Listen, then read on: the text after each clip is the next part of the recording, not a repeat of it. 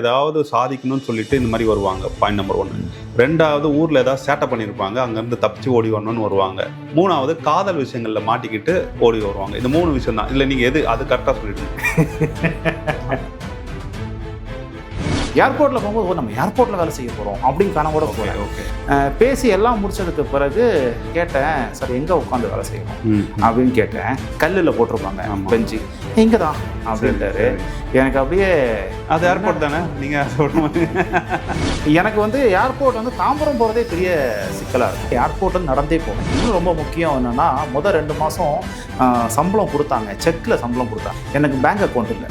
செக்கை கையில் வச்சுக்கிட்டு அங்கே கூட்டமாக சாப்பிடுவாங்க. அங்கே போய் உட்காந்து சாப்பிட்றது. காலையில் போய் டீ சாப்பிடும்போது நான் டீ சாப்பிட மாட்டேன், 2 போண்டாவை சாப்பிடுவேன். ஏன்னா நமக்கு டிஃபனே அதுதான். லவ் பண்ணுறவங்களே கல்யாணம் பண்ணிட்டீங்க? இல்லை, அங்கேருந்து எழுந்து திரும்பினதும் எனக்கு அவ்வளோ சந்தோஷம். இவ்வளோ சம்பளம் நம்மளால் வாங்க முடியுமா அப்படிங்கிற ஒரு அன்ஃபார்ச்சுனேட்லி அந்த பிஸ்னஸ் வந்து கன்வெர்ட் ஆகலை. என்ன வேலைக்கு ஜாயின் பண்ணிட்டீங்க, அதுக்கப்புறம் கன்வெர்ட் ஆகும். ஆமாம், இது அந்த கவுண்டமணி சென்டர் கதை மாதிரி இருக்கு. தமிழ் எக்கனாமி நேயர்களுக்கு வணக்கம். நம்ம தொடர்ந்து பல ஆளுமைகளை பார்த்துட்டு வரோம், தொழில் அதிபர்களை பார்த்துட்டு வரோம், தொழிலாளிகளை பற்றி பார்த்துட்டு வரோம். அந்த வரிசையில் இன்று வந்து மிக சுவாரஸ்யமாக தன்னுடைய கிராமத்தை விட்டு சென்னைக்கு வந்து வெற்றி பெற போராடி கொண்டு இருப்பவர் தான் பார்க்க போகிறோம். வெற்றி கதைகளை நம்ம நிறைய கேட்டிருக்கோம். அந்த கதைகளை கேட்கும்போது நமக்கு ரொம்ப ஆர்வமாக இருக்கும். அந்த கதைகள் சொல்லும்போது தாங்கள் பட்ட கஷ்டங்களை வந்து அவங்க சொல்லும்போது பெரிய நெகிழ்ச்சியாக இருக்கும். கேட்டுக்கிட்டே இருக்கலாம் போல இருக்கும். நம்மளெல்லாம் பொருத்தி பார்த்துப்போம். ஆனால் இப்போ வந்து நம்ம வெற்றி பெற்றவர் என்பதை விட வெற்றி பெற போராடி கொண்டிருப்பவர், அவருடைய காலத்துக்கே போய், அவர் உழைத்து கொண்ட காலத்துக்கே போய் நம்ம பார்க்குறோம். இது வந்து நாம் மறுபடியும் ஒரு 10 வருடம் கழித்து இந்த வீடியோவை பார்க்கும்போது நிச்சயமாக நம்ம பெருமைப்படக்கூடிய ஒரு விஷயமா இருக்கும். ஏன்னா இப்படியான திறமைசாலிகளை தமிழ் எக்கனாமி சேனல் வந்து அடையாளப்படுத்தியது அப்படிங்கிறதுக்காக. இன்று நம்மளுடைய விருந்தினர் ரீகன் அவர்கள். வணக்கம் சார். வணக்கம். எப்படி இருக்கீங்க? சூப்பராக இருக்கிறேன். உங்கள் கதை வந்து பெரும்பான்மையான இந்திய சூழலில் பொருந்தக்கூடிய கதை. வெற்றி வேண்டும் அப்படின்னா மைக்ரேஷன் வேணும். மனித இனத்துக்கே அதுதான் வந்து அடிப்படை அப்படின்னு சொல்லலாம். அப்படி தான் நீங்கள் ஒரு சின்ன கிராமத்தில் இருந்து நகர்ந்து சென்னைக்கு வந்து போராடிட்டு இருக்கீங்க. அந்த போராட்ட கதை, உங்கள் கதையை எங்ககிட்ட கொஞ்சம் சொல்லுங்கள். மைக்ரேஷன் அப்படின்னு பார்த்தா, நான் வந்து பூர்வீகம் பார்த்திங்கன்னா கன்னியாகுமரி மாவட்டம் நாகர்கோவிலேருந்து ஒரு 30 கிலோமீட்டர் தள்ளி ஒரு சின்ன கிராமத்தில், அந்த கிராமத்தில் தான் பிறந்து, அந்த கிராமத்தில் கிராம பேர் மணலிக்கரை அப்படின்னு சொல்லி, மண்டக்காடு பக்கத்தில் வரும். இல்லை, அது வந்து வேர்க்கிளம்பி, அழகிய மண்டபம் வேர்க்கிளம்பி பக்கத்தில் வரும். மணலிக்கரை அப்படின்னு சொல்லிட்டு அந்த கிராமத்தில் எல்லா வசதிகளும் இருக்கும். பள்ளிக்கூடம் இருக்கும், ஹாஸ்பிட்டல்ஸ் இருக்கும், அங்கே எல்லா வசதிகளும் அங்கேயே இருக்கும். அதனால் அங்கேயே தான் முழு நம்மளுடைய வாழ்க்கையும் அங்கே தான். அந்த கிராமத்தை விட்டு வெளியில் பெருசாக நம்ம வந்ததே இல்லை அப்படிங்கிற ஒரு சிச்சுவேஷன். வாழ்க்கையில் ஒரு தடவையோ 2 தடவை தான் நாகர்கோவில் டவுனுக்கே வந்திருக்கும். ஓகே, அப்படிங்கிற மாதிரியான ஒரு சூழல் தான். டிப்ளமோ படித்து முடிக்கிற அந்த தருவாயில் நல்ல ஞாபகம் இருக்குது. எந்த ஐடியாவுமே இல்லை, நம்ம எங்கே போய் வேலை செய்யணும் அப்படிலாம் எந்த ஐடியாவுமே இல்லை. அப்படி போயிடும், படித்தோம். டிப்ளமாவும் அதே கிராமத்தில் இல்லை, டிப்ளமோ வந்து நாகர்கோவில் டவுனில் கவர்மெண்ட் பாலிடெக்னிக்கில் படிக்கிறேன் நான். ஸோ கவர்மெண்ட் பாலிடெக்னிக் படித்து முடிக்கும் போது திடீர்னு ஒரு நாள் சொல்கிறாங்க, நாளைக்கு நம்ம எல்லாம் சென்னைக்கு கிளம்புறோம். நம்ம எல்லாம் இல்லை, சென்னை கதைக்கு வருவோம். இப்போ எனக்கு உங்கள் கிராமத்தை பற்றி சொல்லும் போது என்ன சொன்னீங்க, அங்கே இருக்கிறவங்களே கொஞ்சம் பேர் தான் வந்து நாகர்கோவிலுக்கு போயிட்டு வருவீங்கன்னு சொன்னீங்க. அப்போ அந்த கிராமத்தோட பொருளாதாரம் எப்படி இயங்கிட்டு இருந்தது? பொருளாதாரம் பார்த்தீங்கன்னா, எங்கள் அப்பா வந்து கடை வச்சுருந்தாங்க. நான் பிறக்கிறதுக்கு முன்னாடி வெளிநாட்டில் இருந்துக்கிட்டு வந்து கடை வச்சுருந்தாங்க. பெரும்பாலும் விவசாயம் தான். கன்னியாகுமரி மாவட்டம் அப்படிங்கிறப்போ வந்து, அதுவும் இந்த பக்கம் மேற்கு மாவட்டம் வரும்போது முழுக்க ரப்பர் தொழில், ரப்பர் பால் எடுக்கிறது, அந்த பாலை பதப்படுத்துறது, அந்த வேலைகள் நிறைய இருக்கும். அது இல்லாமல் நம்ம கட்டிட வேலை, கொத்தனார் வேலை, அந்த மாதிரி வேலைகள், வெளிநாடுகளுக்கு நிறைய பேர் போவாங்க. இந்த மாதிரி தான். அங்கே எவ்வளோ மக்கள் தொகை இருக்கும் கிராமம்? ஆக்சுவலி கிராமம் அப்படின்னா இங்கே இருக்கிற மாதிரி ஒரு கிராமம் இருக்குது, இன்னொரு கிராமம் தள்ளி அந்த மாதிரிலாம் இல்லை. ஒரு ரோடு இருக்குது அப்படின்னா அந்த ரோடு நடுக்க வீடுகளாக தான் இருக்கும்.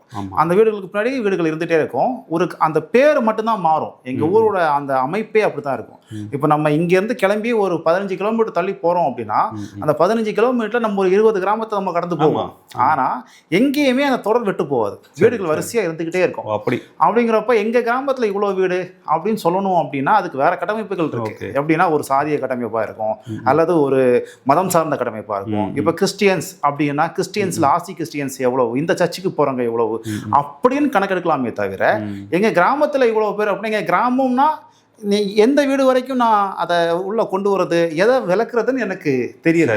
அந்த மாதிரி ஒன்றா பிறந்தாங்கன்னா வர வேண்டிய தேவையே கிடையாது, எல்லாமே அங்கேயே இருக்கும். ஏன்னா உங்களுக்கு வந்து கிராமம் அப்படிங்கும்போது உங்க கிராமத்தை மட்டும் சொல்லல, அந்த ரோட்ல இருக்கிற எல்லா கிராமத்தையும் சொல்றீங்க. ஆமா, நமக்கு வந்து நதிகளை ஒட்டி கிராமங்கள் உருவாச்சு, அடுத்தது வந்து சாலைகளை ஒட்டி கிராமங்கள் உருவாச்சு. உங்க இது ரெண்டுமே இருக்குன்னு நினைக்கிறேன். அதனால விவசாயமும் நீங்க வந்து பொருளாதாரமா சொன்னீங்க. ஆமா, இன்னொரு முக்கியமா வந்து அங்க ஒரு 4 ஸ்கூல் இருக்கு, 4 பள்ளிக்கூடங்கள். சின்ன ஸ்கூல் 5வது வரைக்கும் படிக்கிற ஒரு இங்கிலீஷ் மீடியம் இருந்துச்சு. இன்னைக்கு நிறைய வந்துச்சு. நான் இருக்கும் போதே, நான் சொல்றது ஒரு 30 வருடங்களுக்கு முன்னாடியே அங்க இருக்க கட்டமைப்பு எப்படி இருந்துச்சு அப்படின்னா, ஒரு 2 5வது வரைக்கும் படிக்கக்கூடிய பிரைமரி ஸ்கூல், ஒன்று இங்கிலீஷ் மீடியம், ஒன்று தமிழ் மீடியம் தனித்தனியாக இருக்கும். ஹையர் செகண்டரி ஸ்கூல் ஒன்று இருந்துச்சு, கேர்ள்ஸுக்கு தனியாக ஒரு ஹையர் செகண்டரி ஸ்கூல் இருந்துச்சு. பாய்ஸ்லேயே இங்கிலீஷ் மீடியம் சேர்த்து ஒரு மேல்நிலை பள்ளி அங்கே இருந்துச்சு. ஸோ இவ்வளோ கட்டமைப்பு இருக்கும்போது ஒரு ஐடிஐ ஒன்று இருந்துச்சு. இவ்வளோ கட்டமைப்பு இருக்கும்போது அங்கே இருக்கிற மக்களுக்கு வெளியில் வர வேண்டிய தேவை எங்கே வரும் அப்படின்னா, உயர்கல்விக்கு போகும்போது தான் தேவை வரும். ஒரு காலேஜுக்கு போகணும் அப்படின்னு வரும்போது தான் வெளியே வர வேண்டிய தேவையாக இருக்கும். ஒரு மிகப்பெரிய மருத்துவமனையும் அங்கே இருந்துச்சு. ஸோ எல்லாமே உள்ளே இருக்கனால கம்ஃபர்டபுளாக அந்த மக்கள் அங்கேயே இருந்துடுறாங்க. இப்போ நீங்கள் எதுக்கு சென்னைக்கு வரணும்னு நினைச்சீங்க? நான் நினைக்கல, ஆக்சுவலி நான் சென்னைக்கு வரணும்னு நினைக்கல. சென்னை எப்படி இருக்கும்னு எனக்கு தெரியாது, எந்த திசையில் இருக்கும் கூட தெரியாது. வண்டி ஏற்ற போகிற இடத்துல உங்களையும் தூக்கி உட்கார வச்சாங்களா? கிட்டத்தட்ட அப்படிதான். ஒரு 7 நண்பர்கள் நாங்கள் வந்து, அந்த நண்பர்கள் ஒன்று எனக்கு ரொம்ப க்ளோஸான ஆட்கள்லாம் கிடையாது, ஒரு சில பேர் இருந்தாங்க.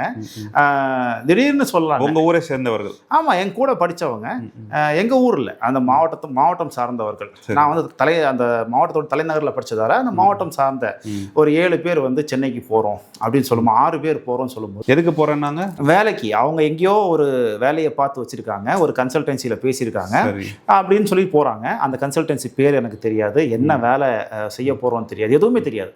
இந்த ஊரை விட்டு போகிறோம், என்னை பொறுத்த வரைக்கும் டூர் போகிற மாதிரி நினச்சிக்கிட்டு எங்கள் அம்மா கிட்ட போய் சொல்கிறேன். எங்கள் அம்மா வந்து ஒரு 500 600 ஏதோ காசு புரட்டி கொடுக்குறாங்க. எங்கேயாவது போய் நல்லா இருந்துரு அப்படின்னு சொல்லி கொடுக்குறாங்க. ஆனால் உங்கள் அம்மா உங்களை டூருக்கு அனுப்புகிற மாதிரி அனுப்பல, எங்கேயா போய் பொழைச்சிக்கோன்னு சொல்லி அந்த ஊரில் தான் எல்லாமே இருக்குது, அப்புறம் எதுக்கு அனுப்பி வைக்கிறாங்க? எனக்கு வந்து அதுக்கு முன்னாடி ஒரு அனுபவம் இருக்குது. என்னன்னா, இந்த பள்ளி ஆண்டு லீவு, அந்த ஆனுவல் லீவு சொல்லுவாங்களே, 2 மாதம் லீவு, அந்த டைமிங்கில் எங்கள் அண்ணன் வந்து திருப்பூரில் வேலை பார்த்துட்டு இருந்தார். அப்போது அந்த லீவ் டைமிங்கில் 2 வருஷம் நான் அங்கே போயிருக்கேன். அந்த 2 மாதம் மட்டும் நான் அங்கே போய் வேலை செய்வேன். அங்கே போய் வேலை செஞ்சு ஒரு சம்பாத்தியத்தை பார்த்துட்டேன். அப்போ பார்த்தீங்கன்னா ஒரு ஷிஃப்ட்டுக்கு 65 ரூபா வேலை. எத்தனை மணி நேரம் ஷிஃப்ட் அது? ஒரு 8 மணி நேரம் 9 மணி நேரம் நினைக்கிறேன். அதுக்கு 65 ரூபா தான். 65 ரூபா. அது ஒரு நாள் சம்பளம் 65 ரூபா தான். ஒரு நாள் சம்பளம் 65 ரூபா. அப்போ வந்து சாப்பாடு வந்து மதியம் சாப்பாடு 12 ரூபா. எந்த வருஷம் இது? இது வந்து ஒரு 2004 2005 அந்த காலகட்டம் இருக்கும்னு நினைக்கிறேன். அங்கே போய் வேலை செய்வோம். வேலை செய்யும்போது மற்ற ஆட்களை விட நம்மளோட வேலையோட அந்த திறன் கொஞ்சம் வேறு வேலை செஞ்சீங்க. அது வந்து பனியன் தொழில் சார்ந்த ஒரு தொழில். பனியன் தைக்க மாட்டோம், காம்பேக்டிங் அப்படின்னு சொல்லுவாங்க. அது நிறைய விஷயங்கள்லாம் இருக்குது. அதில் வந்து அந்த துணியை வந்து அந்த மிஷினுக்கு உள்ளே விட்டு வெளியில் வந்து பேக் பண்ணி கொடுத்தோம் அப்படின்னா அந்த துணியோட அளவு அப்படியே நிற்கும். அப்படிங்கிற மாதிரி நம்ம புரிஞ்சுக்கலாம்னு வைங்களேன். ஏதோ சம்திங் அந்த துணி ரெடியாகி வர்றதுக்கு நிறைய ப்ராசஸ் இருக்குது. அதில் மிட் ஆஃப் தி ஒரு ப்ராசஸில் கொஞ்ச நாள் நான் வேலை பார்த்தேன். ஒரு 2 வருஷம் இடைவெளியில் 2 வாட்டி போயிட்டு வந்துட்டேன். அப்படிங்கிறப்போ நான் வெளியூரில் போய் வேலை செய்வேன் அப்படிங்கிற ஒரு கான்ஃபிடென்ட் எங்கள் அம்மாவுக்கும் அப்பாவுக்கும் இருந்துச்சு. அப்பாவுக்கும் ஒன்றும் பெருசாக இது இல்லை, நீ எப்படியோ பொழைச்சிக்கோ. எந்த கடை வச்சுருந்தாங்க அப்பா? அப்பா வந்து ஒரு 2 கடை. ஸ்கூல் பக்கத்தில் இருக்கிறதால ஸ்கூலுக்கு தேவையான எல்லா பொருட்கள், புக்ஸு, நோட்ஸு இதெல்லாம் விற்பாங்க, கைடு விற்பாங்க. ஒரு 2 ஹாஸ்டல் இருந்துச்சு, சர்ச்சுக்கு சம்மந்தமாக 2 ஹாஸ்டல் இருந்துச்சு. வெளியூர் பசங்கள்லாம் வந்து படிக்கிறாங்க. அவங்களுக்கு தேவையான இந்த பக்கெட்டு, சோப்பு, சீப்பு இந்த மாதிரி ஐட்டம்ஸு, பிளாஸ்டிக்கு, பாத்திரங்கள், இப்படி இப்போ தானே ஒவ்வொரு பொருளுக்கும் ஒரு கடைகள். அப்பா அப்படி கிடையாது. எங்கள் அப்பா கடையில் வந்தால் மளிகை பொருளை தவிர மற்ற எல்லா பொருளும் அங்கே இருக்கும். அப்படியான ஒரு கடை வச்சுருந்தாங்க. ஸோ அந்த சூழ்நிலையில் நான் அங்கேருந்து சென்னைக்கு வரோம். நாகர்கோவில் ரயில்வே ஸ்டேஷனில் ஆல்ரெடி எனக்கு வந்து திருப்பூர் போன அனுபவம் இருக்கனால ரயில்வே ஸ்டேஷன் எனக்கு புதுசு இல்லை. ஆனால் மறுநாள் காலை விடியும் போது நான் வந்து சென்னை எக்மோரில் வந்து இறங்குறேன். ஒரு பெரிய ஒரு விஷயம் இன்னைக்கு நினைக்கும் போதும் எப்படி நான் அதை கடந்து வந்தேன் அப்படிங்கிறது எனக்கு உள்ளுக்குள்ள. சென்னை அவ்வளோ பிரம்மாண்டமாக இருந்ததா? பிரம்மாண்டத்தை நான் பார்க்கறதுக்கு முன்னாடியே எனக்கு ஒரு மிகப்பெரிய தலையில் இடி விழுற மாதிரி ஒரு கண்டிஷன். என்ன அப்படின்னா, என் நண்பர்கள்லாம் ட்ரெயினை விட்டு இறங்குனாங்க. இறங்கிட்டு அவங்கெல்லாம் அப்படியே பஸ் ஸ்டாண்ட் நோக்கி நடந்து போகிறாங்க. போகும்போது பேசிகிட்டு இருக்கிறாங்க, எனக்கு வந்து இந்த பஸ்ஸை பிடிக்கணும், இந்த பஸ்ஸை பிடிச்சி இத்தனாவது ஸ்டாப்பிங்கில் இறங்கணும், எனக்கு இந்த பஸ்ஸை பிடிக்கணும், இங்கே போகணும். இப்படி பேசிட்டே இருக்கும்போது தான் எனக்கு ஒன்று உரைக்குது, நீ எந்த பஸ்ஸை பிடிப்ப அப்படின்னு. இல்லை நீங்கள் அவங்க கூட தானே வந்தீங்க, அவங்க கூட தானே இருக்கணும். அவங்க எல்லாரும் தங்குறதுக்கு ஒரு இடங்கள் ரெடி பண்ணிட்டு வந்திருக்காங்க. சரி. அவங்க சொந்தக்காரங்க இருக்காங்க, தெரிஞ்சவங்க இருக்காங்க, இந்த மாதிரி ரெடி பண்ணிட்டு வந்திருக்காங்க. நான் அவங்கள சார்ந்து வந்திருக்கேன். அவங்க எல்லாம் தனித்தனியாக சேர்ந்து வந்திருக்காங்க, தனித்தனி நபர்களாக சேர்ந்து வந்திருக்காங்க. நான் எந்த திட்டமிடலும் இல்லாமல் ஏதோ ஒரு கூட்டு நம்பிக்கையில் அவங்க கூட வந்திருக்கிறேன். அது எனக்கு புரியல. ஏன்னா எல்லாருமே வந்து வர்றவங்க வந்து என்ன பண்ணுவாங்கன்னா, ஏதாவது சாதிக்கணும்னு சொல்லிட்டு இந்த மாதிரி வருவாங்க. Point number 1. 2வது ஊரில் ஏதாவது சேட்டை பண்ணியிருப்பாங்க, அங்கேருந்து தப்பிச்சு ஓடி வரணும்னு வருவாங்க. 3வது காதல் விஷயங்களில் மாட்டிக்கிட்டு ஓடி வருவாங்க. இந்த 3 விஷயம் தான். இல்லை நீங்கள் எது அது கரெக்டாக சொல்லிடுங்க. அதை கரெக்டாக சொல்லுங்க. அதில் ஆமாம், அதில் ஒரு காதல் இருந்துச்சு. அதை சொல்லுங்க, அதை தான் கேட்குறேன். உண்மைதான். அப்போ நீங்கள் ஒரு நோக்கத்துக்காக தான் வந்திருக்கீங்க. ஆமாம்மா, அந்த நோக்கத்துக்காக தான் வந்தோம். ஆனால் நம்ம யாரு கூட வந்தோமோ அவங்களுக்கு கூட ஒரு பிளான் இருந்துச்சு. அவங்களுக்கு தெரிஞ்சவங்க, அவங்களோட அக்கா ஒருத்தங்க ஒரு ஹாஸ்டலில் தங்கியிருந்தாங்க. அப்போ அவங்களுக்கு அங்கே போக முடியும் அப்படிங்கிற ஒரு சூழல் இருந்துச்சு. அப்புறம் எல்லாமே செட்டில்ட் ஆகும்போது தான் எனக்கு உரைச்சது, நீ எங்கே போவ அப்படின்னு. லிட்ரலாக நான் எக்மோ ஸ்டேஷன் நின்றுட்டு எங்கள் அண்ணனுக்கு கால் பண்ணேன். திருப்பூரில் இருக்கிற எங்கள் அண்ணனுக்கு கால் பண்ணி இந்த மாதிரி நான் சென்னை வந்தேன், நான் போய் ரெஃப்ரெஷ் ஆகணும், எங்களுக்கு வந்து இந்த மாதிரி 10 மணிக்கோ 11 மணிக்கோ அடையாறில், இன்னைக்கு தெரியும் எனக்கு அடையாறு. அந்த 7 பேர் உங்களுக்கு உதவலையா? ஏன்னா இல்லை, அவங்க எல்லாரும் உதவ முடியாத சூழல். ஏன்னா அவங்களுமே சென்னைக்கு முதல் தடவை வராங்க. அவங்க யாரையோ நம்பி வராங்க. இன்னொருத்தனை கூட்டு வரேன்னு சொல்றதுக்கு தெரியல எனக்கு. நானும் அவங்க கூட உதவி கேட்ட மாதிரி எனக்கு ஞாபகம் இல்லை, அவங்களும் உதவின மாதிரி எனக்கு ஞாபகம் இல்லை. சென்னைக்காரங்க மட்டும் தான் உதவுவோம், உங்களை செட்டில் பண்ணிட்டு நாங்கள் இதுவாக இருப்போம். ஆமாம், இருக்கலாம். ஸோ அப்போ நான் வந்து எங்கள் அண்ணனுக்கு கால் பண்ணுறேன். கால் பண்ணும்போது எங்கள் அண்ணனுக்கும் வேறு எதுவும் வழி தெரியல. நான் சொன்னால் சரி அப்படியே நீ திருப்பூர் கிளம்பி வந்துரு, ஏன்னா கையில் ஒரு 500-600 ரூபாய் கையில் காசு வச்சுருக்கேன், திருப்பூர் கிளம்பி வந்துரு அப்படின்னு சொல்லும்போது நான் சொன்னேன், இல்லை நான் திருப்பூர் கிளம்பி வர மாட்டேன், எனக்கு தான் இங்கே இருக்க வேண்டிய தேவை இருக்கு. சரி, நான் அதை சொல்ல மாட்டேன்னு வர சொல்லிட்டேன். ஆமாம், சொல்ல மாட்டேன். அதனால நான் திருப்பூர் போகிறதுக்கு நான் தயாராக இல்லை. அப்போது நான் சொல்கிறேன், இல்லை எனக்கு ஏதாவது ஏற்பாடு பண்ணி கொடு அப்படிங்கிறப்போ எங்கள் அண்ணனோட கிளாஸ்மேட், எங்கள் ஊருக்காரர் தான், அவர் பேர் வந்து இளங்கோ. நான் வந்து என்னுடைய வாழ்க்கை முழுக்க ஒருத்தரை வந்து நினைக்கணும் அப்படின்னா நன்றி கடன்லாம் தேவையான்னு தெரியல. ஆனால் எங்கள் அண்ணன் வந்து நம்பர் கொடுத்து ஃபோன் பண்ணி பேசு அப்படின்னு சொல்லப்போ அவனுக்கு தெரியும், எங்கள் ஊருக்காரர் தான் தெரியும். நான் இந்த மாதிரி கூப்பிட்டு இன்னார் தம்பி பேசுகிறேன், இந்த மாதிரி வந்தேன், வேலை விஷயமா வந்தேன், எனக்கு ஸ்டே பண்ண இடம் வேணும், ரெஃப்ரெஷ் ஆகணும் அப்படிங்கிறப்போ எதுவுமே எதிர்பார்க்காம அங்கேருந்து இந்த பஸ்ஸை பிடி, கோயம்பேடு வா, கோயம்பேடுலேருந்து இந்த மாதிரி ஆழ்வா திருநகர் இந்த பஸ்ஸை பிடிச்சி வா, M27 நினைக்கிறேன், ரொம்ப வருஷம் ஆகிப்போச்சு மறந்துச்சு, அந்த பஸ்ஸை பிடிச்ி வா, அவிச்சி ஸ்கூல் ஸ்டாப்பிங்னு கேட்டு இறங்குனா அங்கேருந்து நடந்து வான்னு சொல்லி என்ன சென்னையே எந்த திசையில் இருக்குன்னு தெரியாத என்ன ஃபோன்லேயே வழிநடத்தி வீட்டுக்கு கொண்டு சேர்த்தாரு. அவர் அப்போ வீட்டில் இல்லை, அவர் வேற எங்கேயும் வேலை செஞ்சுட்டு இருந்தார். வீட்டில் இருந்த ஒரு நபர்கிட்ட சொல்லி எங்கள் ஊர் பையன் வந்திருக்கான்னு சொல்லி நான் ஒரு வாரம் அங்கே தங்க வச்சுருந்தாரு. தங்க வச்சு என்னை அப்படியே வெளியில் வேலைகள் தேட அனுப்புறது. நீங்கள் ஆனால் கிறிஸ்தவ மதத்தை சேர்ந்தவர் தான்? ஆமாம், நான் பேசிக்கலி பிறந்து வளர்ந்தது எல்லாமே. நான் என்னுடைய புரிதல் படி பார்த்தீங்கன்னா, சர்ச்சுக்குன்னு ஒரு கட்டமைப்பு இருக்கும். நீங்கள் ஒரு நகரத்துலேருந்து இன்னொரு நகரத்துக்கு போகிறீங்க அப்படின்னா சர்ச் வழியாகவே அங்கே போய் தங்கலாம். அந்த மாதிரியான வசதிகள்லாம் செய்து கொடுக்கப்பட்டிருக்கு, அந்த மாதிரியான கட்டமைப்புகள்லாம் இருக்குது. நாடுகள் விட்டு நாடுகள் போகும்போதே இந்த மாதிரி உதவிகள் பெறலாம் அப்படின்னு எனக்கு சொல்வழி கேள்வி உண்டு. உண்மையா இல்லையான்னு தெரியல. ஆனால் நீங்கள் படுற ஸ்ட்ரகிளை பார்த்தா அதெல்லாம் இல்லாத மாதிரி தெரியுது. இல்லை, அந்த அளவுக்கு இருக்குதா அப்படின்னு தெரியல. ஆனால் எங்கள் ஊரில் இருக்கிற மக்களுக்கு, அது குறிப்பாக சில சமூகத்தை சேர்ந்த மக்களுக்கு இங்கே இருக்கிற சில கல்வி நிறுவனங்களில் வந்து சலுகைகள் கொடுத்து படித்தாங்க. அதில் வந்து உண்மையை சொல்லணும்னா குறிப்பாக மீனவ சமூகத்தை சார்ந்த குழந்தைகளுக்கு நம்ம மறைந்த முன்னாள் கல்வி தந்தை சொல்லுவாங்க ஜேபிஆர் அவர்கள், அவருடைய கல்வி நிலையங்களில் மிகப்பெரிய சலுகை கொடுத்து அந்த சமூகத்தையே அடுத்த கட்டத்துக்கு நகர்த்தி கொண்டு போனாங்க. அந்த மாதிரி விஷயங்கள் செஞ்சார். அதுக்கான அவங்க அப்படி படிக்க வரவங்க என்ன பண்ணுவாங்க, அதிகபட்சம் என்ன பண்ணுவாங்க அப்படின்னா, அந்த ஊரை சார்ந்தவன் தான் நான் அப்படின்னு சொல்லிட்டு அங்கே இருக்கிற அந்த ஃபாதர் கிட்ட ஒரு கையெழுத்து வாங்கிட்டு வந்துடுவாங்க. அவ்வளோதான். என்னோட நண்பர்லாம் படிச்சிருக்காரு. எங்கள் ஊரில் இருக்கிற எங்கள் சர்ச்சு சம்பந்தமான ஒரு இதில் படிக்கும்போது அவருக்கு கிடைச்ச அந்த ஃபீஸை விட அங்கிருந்து இங்கே வந்து அவர் அந்த சமூகத்தை சார்ந்தவர் அப்படிங்கிற ஒரே காரணத்துக்காக அங்கிருந்து இங்கே வந்து அவர் படிக்கும்போது அவருக்கு செலவு ரொம்ப கம்மியாச்சு. அந்த அளவு படிச்சுக்காங்க. மற்றபடி சர்ச்சில் டைரெக்டாக அந்த மாதிரிலாம் ஹெல்ப் பண்ணுவாங்களா அப்படிங்கிறதெல்லாம் எனக்கு தெரியல. ஸோ ஜேபிஆர் வந்து முட்டத்தை சேர்ந்தவர்கள், அவர் முட்டம் கிராமத்தை சேர்ந்தவர். ஆமா. அங்க இருக்கிறவங்களுக்கு உதவி செஞ்சார் தனிப்பட்ட முறையில், சர்ச் மூலமா இல்லை. ஆனால் ஃபாதர் கொடுக்குற லெட்டருக்காக அவங்க அவர் வந்து முட்டம் மக்களுக்குன்னு இல்லை, மீனவ கிராமங்கள்லேருந்து வரக்கூடிய கன்னியாகுமரி மாவட்டத்தில் இருக்கக்கூடிய அத்தனை மீனவ கிராமம், அங்கே வந்து ஒரே ஒரு சாதி தான் இது நம்ம கன்னியாகுமரி மாவட்டத்தை பார்த்து முக்குவர் இனத்தை சார்ந்த மக்களுக்கு ஒரு அத்தாட்சியா அந்த சர்ச்சில் இருந்து ஒரு ஃபாதர் கையெழுத்து போட்டு ஒரு லெட்டர் வரும், சும்மா ஒரு அத்தாட்சிக்கு வந்தாங்கன்னா ரொம்ப சலுகையில் படிக்க வச்சார். ஓகே, இப்போ நீங்கள் வந்துட்டீங்க, இடம் வந்து பார்த்துட்டீங்க, சென்னையில் தங்குறதுக்கு ரிஃப்ரெஷ் பண்ணுறதுலாம் பார்த்துட்டீங்க. அடுத்து என்ன உங்கள் திட்டமாக இருந்தது? ஆக்சுவலி எனக்கு தான் தெரியுமே என் திட்டம் என்னங்கிறது நான் சொல்லிட்டேன். ஆனால் இங்கே சர்வே பண்ணணும் அப்படிங்கிற ஒரு நிர்பந்தம் இருந்துச்சு. அப்போ எங்கள் அண்ணனோட நண்பர் வந்து, அவர் பேர் வந்து இளங்கோ, சொல்லி ஆகணும் அந்த நேம. அவர் வந்து என்ன சொல்லுவார் அப்படின்னா, உன்னோட ரெஸ்யூமை டெய்லி 15 ஜெராக்ஸ் எடு, 15 ஜெராக்ஸ் எடுத்து. இது என்ன காலகட்டம் சொல்றீங்க? இது வந்து 2007 காலகட்டம். 15 ஜெராக்ஸ் எடுத்துட்டு பெருங்குடின்னு ஒரு இடம் இருக்குது, அங்க போய் நிறுவனங்கள் அதிகமா இருக்கு. ஐடி நிறுவனங்கள்லாம் அப்பதான் பூம் ஆகுது. அவர் சொல்றது சின்ன சின்ன manufacturing company, diploma electronics and communication படிச்சிருக்கீங்க, சின்ன சின்ன நிறுவனங்கள் இருக்குது, போய் ஒண்ணு ஏறி கொடு அப்படின்னு சொல்லுவாரு. அதுல போய் நேராக போய் கேட்போம், இந்த படிச்சிருக்கேன் வேலை இருக்கா அப்படிங்கிற மாதிரி.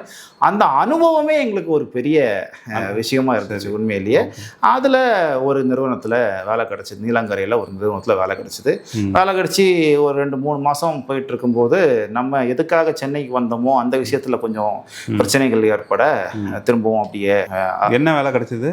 எனக்கு வந்து ஒரு மேனுஃபேக்சரிங் யூனிட்டில் இந்த கம்ப்யூட்டருக்கெல்லாம் ப்ளக் பாயிண்ட் ரெடி பண்ணுறாங்களா, அந்த கேபிள் செய்கிற ஒரு கம்பெனி, ஓலெக்ஸ் இன்டர்கனெக்ட் சொல்லிட்டு ஒரு கம்பெனி. எவ்வளோ சம்பளம் அப்போ பார்த்தீங்கன்னா 3000 ரூபா சம்திங் மாதத்துக்கு சம்பளம். ஷிஃப்ட் டைமிங்கில் அங்கேயே சாப்பாடு போட்டுருவாங்க அப்படிங்கிறதுச்சு. அதுக்கப்புறம் சந்தர்ப்ப சூழ்நிலையாக அந்த வேலையை விட வேண்டிய ஒரு கண்டிஷன்.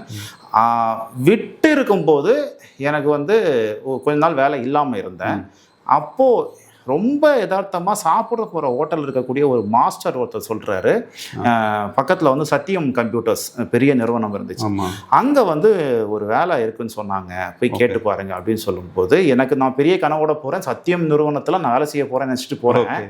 அங்கே போனால் அவர் வந்து இன்னொருத்தர் நம்பர் கொடுத்து ஏர்போர்ட்டில் போய் பாருங்க அப்படின்னு. அப்போ ஏர்போர்ட்டுக்கு போகிறோம். ஏர்போர்ட்டில் போகும்போது நம்ம ஏர்போர்ட்டில் வேலை செய்ய போகிறோம் அப்படின்னு கனவோட போகிறேன். போகும்போது அங்கே ஒரு இடத்துல சொல்லி உட்கார சொன்னாங்க, வெயிட் பண்ணுங்க அப்படின்னு ஃபோனில் சொல்கிறாங்க. ஒரு அரை மணி நேரம் கழிச்சு ஒருத்தர் வந்து கால் பண்ணார். கால் பண்ணி பக்கத்தில் கூப்பிட்டு பேசுகிறாரு. என்ன வேலை அப்படின்னா, ஏர்போர்ட்டில் அப்போ வந்து பேரமௌண்ட் ஏர்வேஸ்ன்னு சொல்லிட்டு ஒரு நிறுவனம் இருந்துச்சு. அந்த ஏர்வேஸுக்கு இருக்கக்கூடிய ஸ்டாஃப்ஸ் எல்லாம் வீட்டில் பிக்கப் பண்ணி கொண்டு வரது, அவங்க திருப்பி வீட்டுக்கு கூட்டிகிட்டு போகிறதுக்கு அவங்களுக்கு ஒரு கம்பெனி, ஒரு வாகனங்கள் இருக்குது, ஒரு 20 வாகனங்கள் இருக்குது. அந்த வாகனங்களை மேனேஜ் பண்ணுற வேலை. அப்போது கூப்பிட்டு எல்லாம் பேசுகிறாரு. 3000 ரூபாய் 3100 ரூபாய் என்னமோ சம்பளம். பேசி எல்லாம் முடிச்சதுக்கு பிறகு நான் கேட்டேன், சார் எங்கே உட்காந்து வேலை செய்யணும் அப்படின்னு கேட்டேன். அவர் வந்து அந்த உட்காரதுக்கு பெஞ்சு போட்டிருப்பாங்க, அந்த கல்லில் போட்டிருப்பாங்க பெஞ்சு, இங்கே தான் அப்படின்ட்டாரு. எனக்கு அப்படியே, அது ஏர்போர்ட் தானே நீங்க சொல்ற மாதிரி, அந்த பார்க்கிங்ல இருக்கிற பெஞ்சில் தான் உட்காரணும் அப்படிங்கிறாரு. அப்போ எனக்கு அதுக்கு மேல அவர்கிட்ட கேட்கறதுக்கு தைரியம் இல்லை, எனக்கும் வேலை வேணுங்கிறதுனால ஒத்துக்கிட்டேன். அப்புறமா என்னோட சீனியர் வராரு. அப்போ கேட்டேன், ஆஃபீஸ்லாம் இல்லையா அப்படிங்கிறப்ப, நமக்கு தான் ஆஃபீஸ் அப்படின்றாரு. அப்போ இன்னொரு கேள்வி, மழை பெஞ்சா என்ன பண்ணுவோம் அப்படின்னா, இவ்வளோ கார் இருக்குது, அப்புறம் என்ன உள்ள போய் உட்காந்துங்க அப்படின்னு சொல்லிட்டு வேலையை ஆரம்பிச்சோம். சென்னை வந்து அதோட இயல்பான வாழ்க்கையை வந்து உங்களுக்கு கற்றுக் கொடுத்துட்டு இருக்கு. நீங்க தேடாமே அது கற்றுக் கொடுத்துட்டு. ஆமா, உண்மையிலேயே அதுதான், அப்படித்தான் சொல்லணும். இப்போ அந்த வேலை கிடைச்சிருச்சு. தங்குறதுக்கு அந்த நண்பரோட வீடு தானே, அண்ணனோட இல்லை மாறிட்டீங்க? இல்லை, மாறிட்டேன். அதுக்கப்புறம் நம்ம வேலை கிடைச்சதுமே நான் மாறிட்டேன். இங்கே நீலாங்கரையில் ஓலெக்ஸில் வேலை கிடைக்கும் போதே மாறிட்டேன். இப்போ ஏர்போர்ட்டுக்கு இருந்தேன். ஏர்போர்ட்லேருந்து நைட்டு 10-10:30 மணிக்கு தான் நான் வெளியில் வருவேன். சரி. அப்போ அங்கேருந்து நான் காரப்பாக்கம் ரூமுக்கு வர்றதுக்குள்ள எனக்கு வர்றதுக்கு முதல்ல பஸ் இருக்காது. லாரியில் கையை போட்டு ஏறி வருவேன். சில நேரங்களில் லாரியே இருக்காது. எனக்கு வந்து ஏர்போர்ட் வந்து தாம்பரம் போகிறதே பெரிய சிக்கலாக இருக்கும். ஒரு தடவை என்ன பண்ணிட்டேன், கடைசி ட்ரெயின் நினைக்கிறேன் வந்துட்டு இருந்துச்சு, ஓடி போய் ஏறிட்டேன். டிக்கெட் எடுக்கல, அந்த லோக்கல் ட்ரெயினில் ஓடி போய் ஏறிட்டேன். ஏறின அந்த கோச் பார்த்தீங்கன்னா ஃபர்ஸ்ட் கிளாஸ். தாம்பரத்தில் நான் இறங்கும் போது என்ன பிடிச்சிட்டாங்க. சரி, எதுக்கு பிடிச்சிங்க அப்படிங்கிற, டிக்கெட் இல்லை, ஓகே, நீ ஏன் ஃபர்ஸ்ட் கிளாஸில் வந்துன்னு கேட்குறாங்க. நான் பார்க்குறேன் ட்ரெயினில் ஃபர்ஸ்ட் கிளாஸ் ஒன்று இருக்குங்கிறது அப்போ தான் எனக்கு தெரியும். ஓகே. லோக்கல் ட்ரெயினில் ஃபர்ஸ்ட் கிளாஸ் ஒன்று இருக்குது, லேடிஸ் கம்பார்ட்மெண்ட் ஒன்று இருக்குது. இதெல்லாம் எனக்கு அப்போ தான் நான் எஜுகேட்டே ஆகுறேன். ஓகே. அப்போது நிற்க வைக்கிறாங்க. என் பாக்கெட்டில் ஒரு 30 ரூபா காசு இருந்துச்சு. என்ன பண்ணுற எல்லாம் கேட்குறாங்க. எல்லாம் கேட்டுட்டு 500 ரூபா ஃபைன் கட்டணும் அப்படிங்கிறாங்க. நின்றுட்டே இருக்கிறேன். அப்புறமா ஒரு விஐபி கிராசிங் இருக்குது, என்னால் உன்னை இங்கே நிற்க வச்சுட முடியாது, பாக்கெட்டில் 30 ரூபா வச்சுட்டு இருக்கேன்னு சொல்கிற, நீ போ, நெக்ஸ்ட் டைம் வராத அப்படின்னு சொல்லிட்டு வார்ன் பண்ணி அனுப்புகிறாங்க. ஓகே. சென்னை ஒரு நல்ல முகத்தை தான் உங்ககிட்ட காட்டியிருக்கு. கண்டிப்பாக. இன்னும் அது ஞாபகம் இருக்குது எனக்கு. அப்போது வார்ன் பண்ணி அனுப்புகிறாங்க. நான் வந்து மறுபடியும் அங்கேருந்து தாம்பரத்துலேருந்து எனக்கு சோழிங்கநல்லூர் வந்தேன்னா சோழிங்கநல்லூர் நடந்து கூட காரப்பாக்கம் வந்துடுவேன். பஸ் இல்லை, லாரி வரக்கூடிய லாரிகளில் கையை போட்டு ஏறி வரேன். அதுக்கு பிறகு அங்கே இருந்த ஒரு டிரைவர் தங்கியிருந்த இடத்துலையே கோம்பேட்டை பக்கத்து அஸ்னாபுரத்துலேயே ரூம் மாறி இங்கே வரேன். சரி, இப்போ இந்த வேலை செஞ்சுட்டு இருந்தீங்க. இந்த வேலையில் எப்படி உங்களுக்கு பழக்கப்பட்டது? ஏன்னா நீங்கள் படித்தது வேறு, மேனுஃபேக்சரிங் யூனிட், அதுக்கேற்ற மாதிரி சேர்ந்தீங்க. அதுதான் உங்கள் வேலை, படிப்புக்கேற்ற வேலை. இப்போ அதை விட்டுட்டு இப்போ ஒரு கோஆர்டினேஷன், அதுவும் டிரைவரை வந்து மேய்க்கிறது எவ்வளோ கஷ்டம் அப்படிங்கிறது இப்போ புரிஞ்சிருக்கும், உங்களுக்கு புரிஞ்சிருக்கும். அந்த நேரத்தில் அது எப்படி உங்களுக்கு இருந்தது? ஆக்சுவலி அந்த நேரத்தில் நமக்கு என்ன நடக்குது, இன்னைக்கு ஒரு மாதிரி பிஹேவ் பண்ணுற டிரைவர் நாளைக்கு வேறு மாதிரி பிஹேவ் பண்ணுவார், இது எதுவுமே தெரியாது. ஆனால் ஒரே ஒரு விஷயம் என்னென்னா, நமக்கு சீனியர்ஸ் 2 பேர் இருப்பாங்க. ஒரு ஷிஃப்ட்டுக்கு ஒரு சீனியர் இருப்பாங்க. அவங்க சொல்கிறத மட்டும் நம்ம செஞ்சால் போதுங்கிற கண்டிஷன். அதனால அங்கே அப்படி இருந்துச்சு. ஆனால் நம்ம தான் ஒரு இடத்துல வந்து திருப்திப்பட மாட்டோம் இல்லையா? ஸோ அங்கே 3000 ரூபா சம்பளம் வாங்கிட்டு இருக்கிற நேரத்தில் அங்கேருந்து இன்னொரு கம்பெனியில் வந்து 3600 ரூபா சம்பளம் கொடுக்குறாங்க. இது இல்லாமல் பேட்டா கொடுப்பாங்க. சரி அப்படின்னு சொல்லும்போது அங்கே போய், அது என்ன வேலை? அதுவும் இதே வேலை தான். அதே வேலை, அந்த துறை சார்ந்த ஒருத்தர் தான் சொல்கிறார். இந்த வேலை பிடிச்சி போச்சா? அதில் எதுவும் கஷ்டமே உங்களுக்கு தெரியலையா? எனக்கு வேற வழி இல்லை. எனக்கு அப்போது கஷ்டப்பட்டனா எல்லாம் தெரியாது. நான் எல்லாம் பார்த்தீங்கன்னா ஏர்போர்ட்லேருந்து அஸ்தினாபுரம் வீட்டுக்கு ஏர்போர்ட்லேருந்து நடந்தே போவேன். நைட்டில் பஸ் இருக்காது, கையில் வேறு காசு இருக்காது. இன்னும் ரொம்ப முக்கியம் என்னென்னா, முதல் 2 மாதம் சம்பளம் கொடுத்தாங்க, செக்கில் சம்பளம் கொடுத்தாங்க. நான் வேலை பார்த்தது ஒரு மிகப்பெரிய ஒரு எம்என்சி ட்ராவல்ஸில். எனக்கு பேங்க் அக்கௌண்ட் இல்லை. செக்கை கையில் வச்சுக்கிட்டு நான் வந்து கூட வேலை செய்கிறவங்ககிட்ட அங்கே கூட்டமாக சாப்பிடுவாங்க, அங்கே போய் உட்காந்து சாப்பிட்றது. எனக்கு இன்னும் ஞாபகம் இருக்குது. அவர் பேர் கூட ராணேன்னு நினைக்கிறேன். ஒரு ஃப்ளைட் என்ஜினியர். அவர் வந்து மயிலாப்பூர் உட்லண்ட்ஸ் ஹோட்டலில் தான் ஸ்டே பண்ணுவார். அவங்க பர்மனன்ட் ஸ்டே, அவருக்கு கம்பெனி மூலமாக ஸ்டே பண்ணுறாரு. அவரை எப்போல்லாம் ட்ராப் பண்ண வண்டி போதோ அப்போல்லாம் அங்கேருந்து சாப்பாடு வரும். கிளம்பும்போது பார்த்துட்டு போவார், எத்தனை பேர் இருக்கிறீங்க கேட்டு போவார். அங்கே போய் சாப்பாடு கொடுத்து அனுப்புவார். அந்த சாப்பாடுலாம் சாப்பிட்றது வந்து அப்போ எனக்கு பெருசாக இருக்கும். காலையில் போய் டீ சாப்பிடும்போது நான் டீ சாப்பிட மாட்டேன், 2 போண்டாவை சாப்பிட்ருவேன். ஏன்னா நமக்கு டிஃபனே அதுதான் அப்படிங்கிற மாதிரி தான் மைண்ட் செட். ஆமாம். ஏர்போர்ட்டுக்கு, அந்த வேர்ல்டு ஏர்போர்ட் பக்கத்தில் வந்து ஒரு மெஸ் இருக்குது, ஏர்போர்ட் அத்தாரிட்டி ஆஃப் இந்தியா, அவங்களுடைய அந்த மெஸ்ஸு. அங்கே போனோன்னா 5 ரூபான்னு நினைக்கிறேன் ஒருவேளை அந்த வெரைட்டி ரைஸு, 5 ரூபா. அங்கே நல்லா இருக்கும், சாப்பாடு நல்லாயிருக்கும். அங்கே போய் சாப்பிடுவாங்க. சாப்பிடும்போது எனக்கு ஒரு 5 ரூபாய்க்கோ 10 ரூபாய்க்கோ வாங்கி தர்றது மற்றவங்களுக்கு வந்து பெரிய கஷ்டமாக இருக்குதான் தெரியும். இவன் சம்பளத்தை செக்காக வச்சுட்டு இருக்கிறான், இவன்கிட்ட காசு இல்லை அப்படிங்கிறது தெரியும். அப்படிதான் ஓட்டினேன். அவங்க மற்றவங்க வாங்கி கொடுத்துருவாங்க உங்களுக்கு. ஆமாம், அப்படி தான் ஓட்டினேன். ஓரளவுக்கு ஓடிச்சு. எனக்கு உண்மையிலேயே வேற வழி இல்லை அப்படிங்கிறதுனால நான் அதை கடந்து வந்துட்டேன். ஓகே. எவ்வளோ நாள் அங்கே வேலை பார்த்தீங்க? அங்கே நான் வந்து ஒரு 3 மாதம் கிட்ட வேலை பார்த்துருப்பேன்னு நினைக்கிறேன். மொதல் கம்பெனியில் 3 மாதம், இங்கே 3 மாதம், 6 மாதம் தான் சென்னையில். ஆமாம், சென்னையில் இல்லை. முதல் 2 கம்பெனி அப்படி தான். சரி. அடுத்ததாக போன கம்பெனி வந்து ஒரு பெரிய ரிலாக்ஸேஷன் என்னன்னா, அங்கே எனக்கு ஒரு கம்ப்யூட்டர், ஒரு சேர் கொடுத்து ஒரு இடம் கொடுத்துட்டாங்க. ஓகே, மரியாதை வந்துருச்சு. ஆமாம். அந்த கம்பெனிக்கு வேலைக்கு போனதே எனக்கு பெரிய ஒரு இது என்னன்னா, கோயம்பேடில் அந்த டிராவல்ஸோட ஆஃபீஸ் இருக்குது. கோயம்பேடுலேருந்து என்ன நாவலூருக்கு அந்த மேனேஜர் பைக்கில் கூட்டிகிட்டு போகிறார்.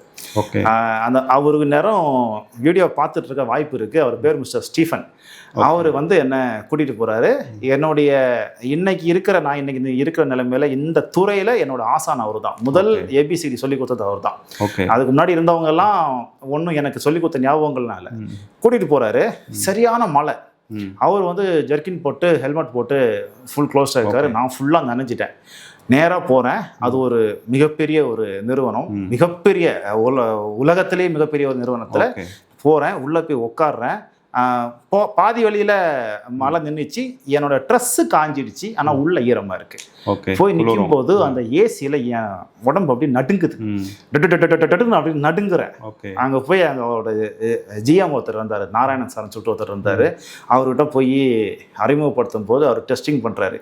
இங்கேருந்து திருவான்மியூர் வரைக்கும் போகணும் அப்படின்னா என்ன ரூட் அப்படின்னு கேட்குறாரு. ஓகே. சத்தியமாக சொல்கிறேன், நான் அந்த திருவான்மியூர் ரூட்டில் மட்டுமே பல தடவை வந்து போயிருக்கேன் பஸ்ஸில் ட்ராவல் பண்ண காரணத்தால். எனக்கு அந்த ஒரு ரூட் மட்டும்தான் தெரியும். எனக்கு அதை கேட்டாரு, நான் ஒரு ஸ்டாப்பிங்கையும் சொன்னேன், அவர் கன்வின்ஸ் ஆயிட்டாரு. சூப்பர். அதை தாண்டி கேட்டிருந்தாருன்னா நான் மாட்டிருப்பேன். ஓகே. ஸோ அந்த அளவுக்கு நாலேஜில் தான் அங்கே வேலைக்கு போய் சேர்ந்தேன். துணிந்தவனுக்கு எல்லாமே சரியா நடக்குங்கிற மாதிரி கேள்வியும் அதே மாதிரி கரெக்டாக கேட்டுருக்காரு பாருங்க. கண்டிப்பா போய் சேர்ந்தேன். அங்கே தான் நான் வந்து இந்த துறையில் ஒரு சூப்பர்வைசர் அப்படிங்கிற ரேஞ்சில் என்னை நம்பி ஒரு ஷிஃப்ட்டு விட்டு போகலாம் அப்படிங்கிறதுல. இது இப்போ எவ்வளோ வண்டி மேனேஜ் பண்ணீங்க? அப்போ 20 வண்டி முதல் இதில்? இது வந்து ஒரு 15 வண்டி பக்கம் தான் இருக்கும். ஆனால் இதில் வந்து நான் ஒரே வேலை தான் சூப்பர்வைசர். 7 நாளும் வேலை செய்யணும், 24/7 நான் மட்டும்தான் அங்கே வேலை செய்யணும். அப்படி தான் இருந்துச்சு. சம்பளம் எவ்வளோ? சம்பளம் வந்து 3500 ப்ளஸ் வந்து பேட்டா வரும். ஒரு 1000 ரூபாய் கிட்ட எக்ஸ்ட்ரா வரும்னு நினைக்கிறேன், சரியா ஞாபகம். 4000 ரூபா 4500 வரும், அவ்வளோதான் வரும். ஆனால் 7 நாளும் வேலை செய்யணும். 24 மணி நேரமா? அது எப்படி? அது எப்படின்னா காலையில் 6 மணிக்கு ஒரு ஷிஃப்ட் உள்ளே வரும். அதோட ட்ராக்கிங் பார்த்தீங்கன்னா 4 மணிக்கு ஆரம்பிக்கணும். டிரைவர்லாம் நைட்டே போய் அந்த பாயிண்டில் தூங்கிடுவான். ஃபோன் பண்ணி எழுப்பணும். எழுப்பியும் உள்ளே வருவாங்க. Night last drop 12 AM, night 12 மணிக்கு லாஸ்ட் ட்ராப் போகும். ஸோ நடுவில் கொஞ்சம் கொஞ்சம் கேப்ஸ் இருக்கும். ஆனால் நம்ம அங்கேயே தான் இருக்கணும். அது ரொம்ப சுவாரஸ்யமாக இருக்கும். என்ன பண்ணுவேன்னா, காலையில் 6 மணி டைம் வராங்க இல்லையா, வந்ததுமே அப்போல்லாம் வந்து உள்ளே வந்ததுமே நான் படுத்துட்டு இருப்பேன். கூப்பிடுவாங்க, வா போய் தம் அடிச்சுட்டு வரலாம், டீ சாப்பிட்டு வரலாம் அப்படின்னு கூப்பிடுவாங்க. அவங்களோட போய் டீ சாப்பிட்றது. டீயை சாப்பிட்டுட்டு பக்கத்துலேயே ஒரு ரூம் ஒன்று எடுத்திருந்தோம். அந்த ரூமில் பார்த்தீங்கன்னா படுக்க மட்டும் தான் இடம் இருக்கும், வேறு எதுக்குமே இடம் இருக்காது. ரெஸ்ட் ரூம் எதுவுமே இருக்காது, வெறும் படுக்க மட்டும் தான் இருக்கும். அங்கேருந்து ரோட்டு ஓரமாக வந்தால் ஒரு அந்த தெரு குழாய் ஒன்று இருக்கும். அதில் ஒரு பெரிய ஒரு அண்டா ஒன்று வச்சுருப்பாங்க. அந்த அண்டா தண்ணி ஊற்றிட்டே இருக்கும். சுற்றி எல்லோரும் நின்று குளிப்பாங்க. ஓகே. குளிக்கிறதுக்காக அங்கே போவேன். அங்கே போயிட்டு குளிச்சுட்டு ட்ரெஸ் சேஞ்ச் பண்ணிவிட்டு வந்துடுவேன். மற்றபடி எல்லாமே ஆஃபீஸில் தான் எனக்கு. ஓகே. வந்துடுவேன். வந்து அடுத்த வேலைகள்லாம் பார்க்க. நீங்கள் சொல்கிறத பார்த்தா ஒரு 20 மணி நேரம் வேலை பார்க்குறீங்க. ஆமாம். உங்களுக்கு சம்பளம் வந்து 20 மணி நேரம் வேலை பார்க்குறீங்க, வாரத்தில் 7 நாளும், அதாவது கிட்டத்தட்ட 30-31 நாளும் வேலை பார்க்குறீங்க. ஆமாம். ஆனால் சம்பளம் 4000 தான். ஆனால் அது ஒரு பெரிய நிறுவனம் வேற சொன்னீங்க. அப்போ இது உழைப்பு சுரண்டல் தானே? சுரண்டல் தான், உண்மையிலே சுரண்டல் தான். திரும்பவும் சொல்கிறேன், இந்த வேலைகள் எல்லாமே எனக்கு வேறு வழி இல்லாமல் தான் செஞ்சேன். அன்னைக்கு எனக்கு வேறு ஆப்ஷனே இல்லை. நான் இதை செஞ்சாதான் இங்கே நான் சர்வே பண்ண முடியும் அப்படிங்கிறது. நான் ஏன் திரும்ப ஊருக்கு போகலை அப்படின்னெல்லாம் யோசிச்சு பார்க்குறப்ப எனக்கு அது பதிலே இல்லை. உங்கள் கூட வந்த அந்த 7 பேரும் இப்போ நல்லா இருக்காங்க, சென்னையில் செட்டில் ஆகிட்டாங்க. அவங்க யாருமே இப்போ சென்னையில் இல்லை, அவங்கவுங்க பாட்டுக்கு போயிட்டாங்க. சென்னையில் யாருமே இல்லை, வெளிநாடுகள் இருக்காங்க, ஊரில் இருக்கிறாங்க, சில பேர் ஹவுஸ் ஒய்ஃப் ஆகிட்டாங்க, அப்படி தான் இருக்காங்க. பெண்கள் உங்கள் கூட வந்ததில் வந்து பெண்களும் உண்டு. ஆமாம், ஒரு 3 பெண்கள். அதை நீங்கள் சொல்லவே இல்லையா? நான் ஏன் வந்தேன் அப்படிங்கிற காரணத்துலேயே அந்த பதில் இருக்கு இல்லையா. நான் வந்ததுக்கான காரணமும் நான் என்ன நினைச்சேன், உங்கள் லவ் இங்கே இருக்குன்னு நினைச்சேன். இல்லையா, வந்ததில் ஒரு ஆள் உங்க.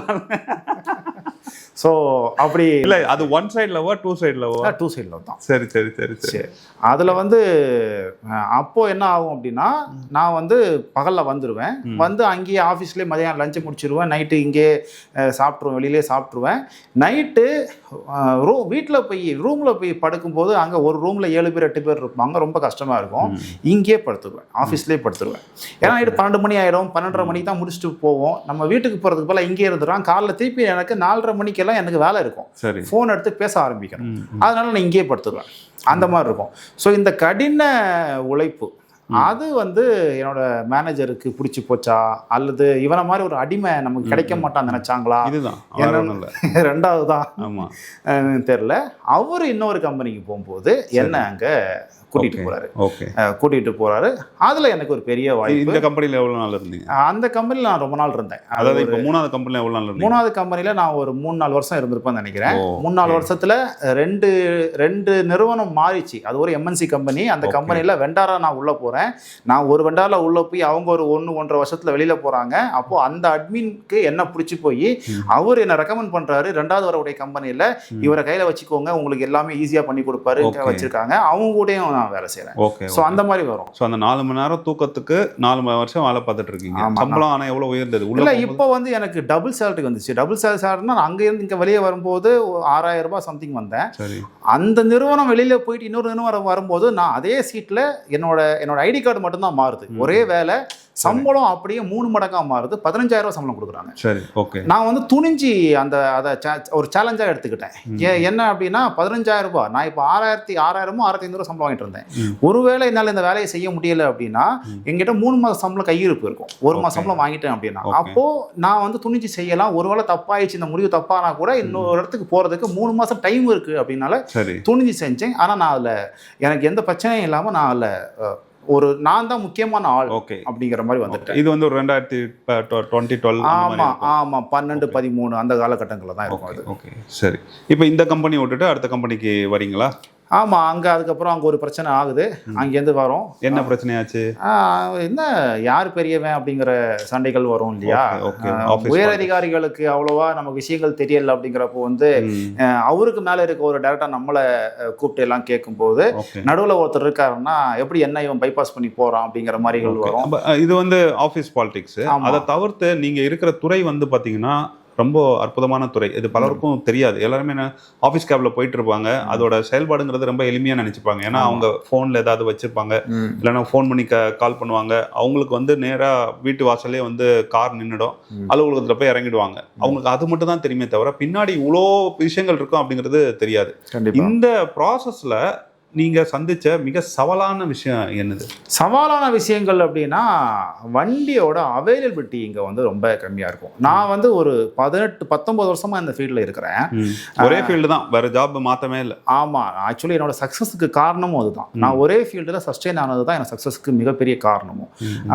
நான் வந்து ஆரம்ப கட்டத்தில் வாக்கி டாக்கியில் வண்டி ட்ராக் பண்ணுற காலம் ஆரம்பித்து மொபைல் ஃபோன்லாம் யூஸ் பண்ணுறதுக்கு முன்னாடி நாங்களாம் அண்டர் கிரவுண்டு 3 பேஸ்மெண்ட் 3-4 உட்காந்து பேசுவோம். மொபைல் சிக்னல் இருக்காது. அப்போ வாக்கி டாக்கியை தான் நம்ம இன்ஃபார்ம் பண்ணணும்.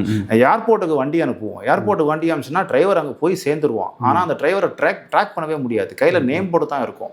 அப்படிங்கிறப்போ இன்னொரு டிரைவரை பிடிச்சி இங்கேருந்து அமுச்சு விட்டு அந்த டிரைவரை தேட சொல்லி இந்த மாதிரிலாம் நிறைய இருக்கும். ஆனால் இன்னைக்கு டெக்னாலஜி ரொம்ப மாறிச்சு. இன்னைக்கு லைவாக வண்டி எங்கே மூவ் ஆகிட்டு இருக்குது, எவ்வளோ கிலோமீட்டர் ஸ்பீடில் மூவ் ஆகிட்டு இருக்குது வரைக்கும் நமக்கு தெரிஞ்சிடும். ஸோ அதனால குறிப்பிட்டு இது என்னென்ன பிரச்சனைகள் அப்படின்னு சொல்ல முடியாது. எல்லா பிரச்சனையும் நம்ம கடந்து வந்துட்டோம். இப்போ புதுசாக நிறைய சேலஞ்சஸ் வந்திருக்குது. அதனால அன்னைக்கு இருந்த பிரச்சனைகள் என்னன்னா டிரைவர் அவைலபிலிட்டி கம்மி. அன்னைக்கு வந்து வாகனங்கள் குறைவு, டிரைவர்ஸ் கம்மி, அவங்களுக்கு டிமாண்ட் நிறைய ஜாஸ்தியாக இருக்கும். அப்படிங்கிறப்போ வந்து வெளியே வாடகை வந்தால் போயிடுவாங்க. மழை வந்தால் வண்டி இருக்காது, வண்டி பிரேக் டவுன் ஆகும். நான் பார்த்த மிகப்பெரிய பிரச்சனை என்னன்னா டீசல் கிரைசிஸ். லாரி ஸ்ட்ரைக் ஆயிடுச்சு அப்படின்னா டீசல் வராது. டீசல் வராதுன்னா ஐடி கம்பெனி ஏங்காமல் நிறுத்த முடியுமானா நிறுத்த முடியும். அவன் நம்மளை தான் பிடிச்சி நீ வண்டி கொடு அப்படின்பான். அன்னைக்கெல்லாம் பார்த்தீங்கன்னா ஃபாஸ்ட்ராக்ல வந்து இந்த ஆம்னி, எல்பிஜி ஆம்னி அப்பெல்லாம் ரொம்ப ஃபேமஸ். அந்த வண்டியை நாங்கள் புக் பண்ணி நாங்கள் வந்து கம்பெனியில் நாங்கள் பில் பண்ணுறதே வந்து 300-400 ரூபாய்க்கு பில் பண்ணுவோம். ஆனால் எல்பிஜி வண்டிக்காரன் எங்கிட்ட 500-600 வாங்கிட்டு போயிடுவோம். அந்த அளவுக்கு நம்ம சர்வீஸ் கொடுத்து ஆகணுங்கிற மைண்ட் செட்டில் நம்ம கொடுப்போம். அப்போ அந்த வண்டி நமக்கு கிடைக்காது. 10 பேர் இருக்காங்கன்னா அந்த வண்டியில ஒரு 5 பேர் 6 பேர் தான் ஏற்ற முடியும். பேலன்ஸ் இங்கே நிற்கும். நாங்கள் சும்மா போட்டு ஏற்றுற கவுண்டை இதில் ஏற்ற முடியாது. இந்த மாதிரி அங்கே நிறைய சிக்கல்கள்லாம் இருந்துகிட்டே இருந்துச்சு. ஓகே, அதெல்லாம் நீங்கள் வெற்றிகரமாக சமாளிச்சிட்டீங்க, இல்லைன்னா எங்கேயாவது தோல்வியும் வந்துதா? தோல்வினா என்ன சொல்கிறது இருக்கும். சில நேரங்களில் வந்து நிறுவனத்தோடைய சப்போர்ட்டுன்னு நிறைய கிடைக்காது. ஆரம்ப கட்டத்திலலாம் பார்த்தோன்னா நான் 24/7 நான் ஒரே இடத்துல உட்காந்து வேலை செஞ்சுருக்கேன். ஆனால் ஒரு கட்டத்துக்கு மேலே வளர்ந்து வரும்போது அந்த மாதிரிலாம் செய்ய முடியலை. உண்மையாக சொல்லணும்னா வால்யூம் ரொம்ப ஜாஸ்தியாக இருக்கும். அங்கே வால்யூம் கம்மியான இடத்துல நம்ம ஒரு ஆள் சமாளிச்சிட்டோம். நமக்கு இருந்த குறைஞ்சபட்ச அறிவு வச்சு நம்ம சமாளிச்சிட்டோம். அறிவு வளர்ந்ததுக்கு பிறகு நம்மளால் எல்லாத்தையும் சமாளிக்க முடியுங்கிற கண்டிஷன் இருக்கும்போது கூட நம்ம நம்மளால் வந்து நிறுவனத்தோட சப்போர்ட் இல்லாமல் சமாளிக்க முடியாமல் நான் பாதியில் விட்டு வந்த கதைகள்லாம் இருக்குது. ஒரு மிகப்பெரிய நிறுவனத்தில் இன்னைக்கு சென்னையில் இருக்கக்கூடிய டாப்பஸ்ட்டு ஐடி நிறுவனங்கள் எல்லாத்துக்குள்ளேயும் நான் இருந்துட்டேன்.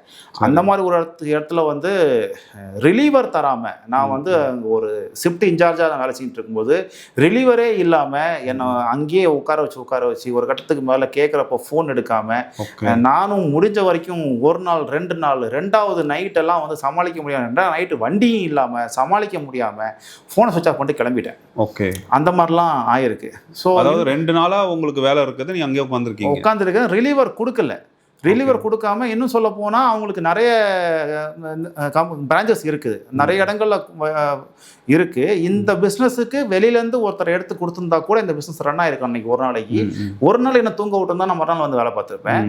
அந்த அவ்வளோ திறமையாக அவங்க யோசிக்காமல் சமாளிக்க ஒரு பொருளாக நினச்சிட்டாங்க. மனுஷனை பொருளாக நினச்சிட்டாங்களா அல்லது பொறுப்பு இல்லாமல் இருந்துட்டாங்களா தெரியல. விட்டுட்டு வந்துட்டேன். எனக்கு வந்து இன்னைக்கு நினச்சா கூட நம்ம அதை செஞ்சுருக்க வேணாமோ, இருந்தாலும் நம்ம அவ்வளோ கஷ்டப்பட்டோம், செஞ்சிருக்கலாம் அப்படிங்கிற மாதிரி. என்னாச்சு அதுக்கப்புறம்? திருப்பி போனேன். அதுக்கப்புறம் ஒரு வாரம் கழிச்சு போனேன். நானும் வேணாம்னு சொல்லிட்டேன். அன்னைக்கு என்னன்னா வேலையை விட்டு அனுப்புற மாதிரி இல்லை, அவங்க வேலையை விட்டு அனுப்புற மாதிரி இல்லை, நான் திரும்ப வந்தா சேர்த்துக்கிற மாதிரி தான் இருந்தாங்க. ஆனா எனக்கு என்னன்னா அந்த கம்பெனில வேலை செய்ய வேண்டாம் அப்படிங்கிற ஒரு மைண்ட் செட் வந்துச்சு. இன்னொன்னு எங்களுக்கு நிறைய டிமாண்ட் இருந்துச்சு, வேலை தெரிஞ்ச ஆட்களுக்கு டிமாண்ட் நிறைய இருந்துச்சு. ஸோ ஒரு வாரம் உங்களுக்கு தெரியலையா? நான் சுவிட்ச் ஆஃப் பண்ணிட்டு வந்துட்டேன். ஃபோன் பண்ணி எடுக்கல, எதுவும் பண்ணல. ஒரு வாரம் கழிச்சு சனிக்கிழமை போகும்போது என்ன இப்படி பண்ணிட்டேன் அப்படின்னாங்க. ஆமா, நீங்க ஆளே கொடுக்கல, நான் எவ்வளவு நாள் வேலை செய்யறது அப்படின்னு சொல்லிட்டு, சரி என்ன பண்ண போறேன் அப்படின்னா, நான் வேலைக்கு வரல, ஐடி கார்டும் ஃபோனு கொடுக்க தான் வந்தேன் அப்படின்னு சொல்லிட்டு கொடுத்துட்டு நான் கிளம்பிட்டேன். அதுக்கப்புறம் என்ன பண்ணீங்க? நமக்கு தான் நிறைய நிறுவனங்கள் இருக்குது. ஒரு ஐடி கம்பெனிக்குள்ளேயே டிராவல்ஸ்னு பார்த்தீங்கன்னா 10 பேர் இருப்போம். அப்போ நமக்கு கான்டாக்ட்ஸ் நிறைய இருக்கும். டக்கு நம்ம ஒரு கம்பெனியில் வெளியே வரணும்னா அடுத்தவங்கள்ட்ட கேட்டு இன்னொரு கம்பெனியில் போய் ஜாயின் பண்ணிக்க முடியும். அதனால வந்துடலாம். அதாவது உங்க சம்பளம் வந்து ரொம்ப பெரிய அளவில் இல்லை அப்படிங்கிறதுனால வேலைகள் கிடைப்பது ரொம்ப ஈஸியாக இருந்தது அப்படிங்கிற அளவு. கண்டிப்பா, ஆமா, அது ஒரு காரணமா கூட இருக்கலாம். உங்களுக்கு எங்க வந்து பெரிய பிரேக் த்ரூ கிடைச்சது? பிரேக் த்ரூ அப்படின்னா அது அதிர்ஷ்டம் அப்படின்னு சொல்லி சில பேர் சொல்லுவாங்க. எனக்கு வந்து திருமணத்துக்கு பிறகு ஒரு ஃபோன் கால் வருது. நான் வந்து ஒரு லவ் பண்றவங்களே கல்யாணம் பண்ணிட்டீங்க? இல்ல, அவங்கள கல்யாணம் பண்ணல. நான் அப்புறமா இன்னொருத்தங்களை லவ் பண்ணிட்டேன். ஓலறிட்டேனா? சரி, ஓகே. நான் என்னோட மனைவியை நான் லவ் பண்ணி தான் கல்யாணம் பண்ணேன். ஓகே. இப்போ நான் வந்து திருமணத்துக்கு பிறகு எனக்கு வந்து ஒரு நிறுவனத்தில் வேலை பார்த்துட்டு இருக்கும்போது எனக்கு வந்து ஃபோன் கால் வருது. என்னோட ரெஸ்யூம் வந்து நௌகரியில் இருந்துச்சு. நௌகரியில் பார்த்து கால் பண்ணுறாங்க. இந்த மாதிரி டெல்லியிலேருந்து கால் பண்ணுறோம், ஒரு கம்பெனிலேருந்து கால் பண்ணுறோம். எனக்கு வந்து எங்களுக்கு வந்து ஒரு ஆள் தேவை. நாங்கள் அங்கே சென்னையில் வந்து ஒரு பிஸ்னஸ் எங்களுக்கு ஸ்டார்ட் ஆக போகுது, அதை பார்த்துக்கிறதுக்கு ஆள் வேணும் அப்படிங்கிறாங்க. நான் அப்போது யோசிக்கிறேன், சரி ஓகே, நான் என்ன பண்ணணும் அப்படிங்கிற கேட்கும்போது அவங்க என்ன சொல்கிறாங்க, நாளைக்கு எங்களோட எம்டி வந்து சென்னையில் அவைலபிளாக இருக்காரு, போய் பார்க்க முடியுமா அப்படிங்கிறப்ப எனக்கு வந்து 9:30க்கு ஆஃபீஸ், நான் துறப்பாக்கத்தில் இருக்கணும், வீடு வந்து எனக்கு கேகே நகர். ஸோ யோசிக்கிறேன் என்ன பண்ணலான்னு பார்த்துட்டு ஒரு 1 hour பர்மிஷன் போட்டு ட்ரை பண்ணிடுவோம் அப்படின்னு நினச்சேன். இன்னொன்று, அவங்க எனக்கு ஆஃபர் பண்ண சம்பளம் அப்படின்னு பார்த்தீங்கன்னா, அவங்க அப்போ எனக்கு ஆஃபர் பண்ணலை. நான் போய் பார்க்குறேன், அந்த எம்டியை போய் நான் பார்க்குறேன். இங்கே நம்ம பட்டணம் பக்கத்தில் லீலா பேலஸ் ஹோட்டலில் அவ்வளோ தூரம் ட்ராவல் பண்ணி போய் நான் பார்க்குறேன். இதை வந்து ட்ரை பண்ணாமல் விட்டுறக்கூடாது அப்படிங்கிற ஒரு மைண்ட் செட்டில் தான் எம்டியை பார்க்க போகிறோம். ஆமாம், ஓகே. போய் பார்த்தேன், நேரில் போனேன். அவர் நேரில் வந்தார், ரெஸ்யூம் எடுத்து கொடுத்தேன். அவர் ஃபோன்லேயே ரெஸ்யூம் பார்த்துட்டு என் முகத்தை பார்த்தார். ரெஸ்யூமில் இந்த ஃபோட்டோவும் என் முகத்தையும் ஒரே ஆள் தான் மட்டும்தான் பார்த்தாரு. அப்போ யோசித்தேன், எல்லாரும் ரெஸ்யூமை எடுத்து வச்சுட்டு இன்டர்வியூ பண்ணுவாங்க, இவர் வித்தியாசமாக இருக்காரு அப்படின்ட்டு. அதெல்லாம் பரவாயில்ல அப்படின்னு சொல்லிட்டு உட்காந்தாரு. எவ்வளோ நாள் அந்த ஃபீல்டில் இருக்கீங்க, எங்கெல்லாம் வேலை பார்த்தீங்க அப்படின்னாரு. என்னென்ன பிரச்சனைகள்லாம் சமாளிச்சிருக்கீங்க அப்படின்னு சொல்லிட்டு பேசிக்கான சில விஷயங்கள் கேட்டார். கேட்டுட்டு okay, HR will call you அப்படின்னு. இந்த இன்டர்வியூ மாதிரி தான் இருந்தது. ரொம்ப சாதாரணமான ஒரு இன்டர்வியூவாக தான் இருந்துச்சு. ஹெச்ஆர் வில் கால் யூ சொல்லும்போது நான் சொன்னேன், சரி வாட் அபவுட் சேலரி அப்படின்னு கேட்டேன். சேலரின்னு பார்க்கும்போது நீங்கள் என்ன எதிர்பார்க்குறீங்க அப்படின்னு கேட்டார். நான் லிட்ரலாக நான் இப்போ வாங்கிட்டு இருக்கிற சம்பளத்தை விட அப்படியே 2 மடங்கு அதிகமாக கேட்டேன். என்ன வாங்கிட்டு இருந்தீங்க கிடைச்சாங்க? அது இங்கே வேண்டாம். ஸோ நான் வாங்கிட்டு இருந்த சம்பளம், அப்போ வாங்கிட்டு இருந்ததே ஒரு நல்ல சம்பளம் தான் வாங்கிட்டு இருந்தேன், அதை விட 2 மடங்கு நான் கேட்டேன். ஓகே. அவர் உடனே ஓகே, ஒரு செகண்ட் அப்படி இருந்துட்டு ஓகே அப்படின்ட்டாரு. எனக்கு வந்து அங்கேருந்து எழுந்து திரும்பினதும் எனக்கு அவ்வளோ சந்தோஷம். இவ்வளோ சம்பளம் நம்மளால் வாங்க முடியுமா அப்படிங்கிற ஒரு மிகப்பெரிய ஒரு இது. நிஜமாவே சம்பளம் கொடுப்பாங்களா அப்படின்னு ஒரு இது தோணுச்சு. நான் அங்கேயே நேராக வந்துட்டேன். ஒரு 1 hour பர்மிஷன், இன்னும் ஒரு 1/2 hour எக்ஸ்ட்ரா ஆச்சு. நான் ஆஃபீஸில் எக்ஸ்கியூஸ் சொல்லிவிட்டு நல்லா லேட் ஆகிடுச்சின்னு சொல்லிட்டு நான் வந்து வேலையை பார்க்க ஆரம்பிச்சிட்டேன். திரும்ப எனக்கு இந்த சம்பளம் நமக்கு கிடைக்குமா அப்படிங்கிறது ஒரு யோசனை, சந்தேகம் இருந்துகிட்டே இருந்துச்சு. ஏன்னா நமக்கு வந்து ஒரு கிராமத்துலேருந்து வரோம், நகரத்தை பார்த்தே ஒன்றிச்சு போய் இருக்கிறோம். நம்மளால் இங்கெல்லாம் சாதிக்க முடியுமான ஒரு சூழ்நிலையில் நீங்கள் கம்மியான கிடைச்ச வேலையில் சேர்ந்துட்டு அதுலேருந்து ஒரு பெரிய சம்பளத்தை வந்து வாங்கும்போது அந்த தன்னம்பிக்கை அப்படிங்கிறது வந்து கொஞ்சம் பூஸ்ட் ஆகும். ஆனால் அது நடக்கிற வரைக்கும் ஒரு சந்தேகம் இருந்துகிட்டே தான் இருக்கும். அதுதான் உங்களுக்கு நடந்திருக்குன்னு நினைக்கிறேன் நான். ஆமாம். அப்போ நான் வந்து நாங்கள் நாங்கள் வந்து ஒரு எம்என்சி கம்பெனிக்கு உள்ள ஒரு டிராவல் டெஸ்கில் நாங்கள் ஒரு 7-8 பேர் 7-8 நிறுவனத்தை சார்ந்த ஒருத்தர் ரெப்ரஸன்டேட்டிவாக நான் இருந்து வேலை செஞ்சுட்டு இருந்தோம்.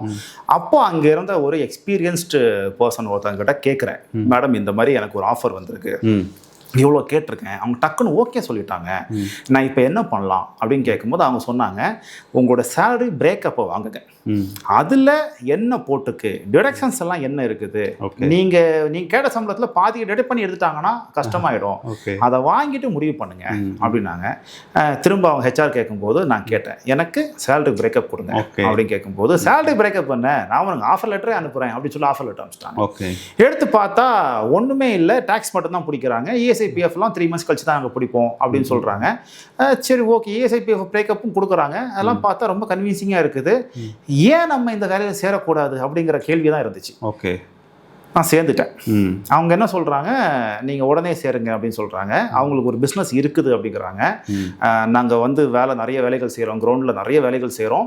அன்ஃபார்ச்சுனேட்லி அந்த பிஸ்னஸ் வந்து கன்வெர்ட் ஆகலை. என்ன வேலைக்கு ஜாயின் பண்ணிட்டீங்க, அதுக்கப்புறம் கன்வெர்ட் ஆகல? ஆமாம், வேலைக்கு சேர்ந்து அந்த பிஸ்னஸ் வந்துருங்கிற ஒரு புரிதல் கவுண்டமணி செந்தில் கதை மாதிரி இருக்கு. ஆமாம், கப்பலுக்கு வேலைக்கு போன கதை மாதிரி இருக்குது. ஆனால் அந்த நிறுவனம் எனக்கு கைவிடலை. நிறுவனம்னா எனக்கு சென்னையில் ஒரு பேஸ் வேணும் அப்படின்னு சொல்லிட்டு சென்னையில் ஒரு ஆஃபீஸ் பாருங்க ரீகன், நீங்க வந்து எங்களுக்கு ஒரு ஆஃபீஸ் வேணும், நீங்க ஒரு ஆஃபீஸ் பாருங்க அப்படிங்கிறாங்க. ஆஃபீஸ் அது வரைக்கும் அவங்க சென்னையில் ஆப்ரேஷன்ஸ் தொடங்கல.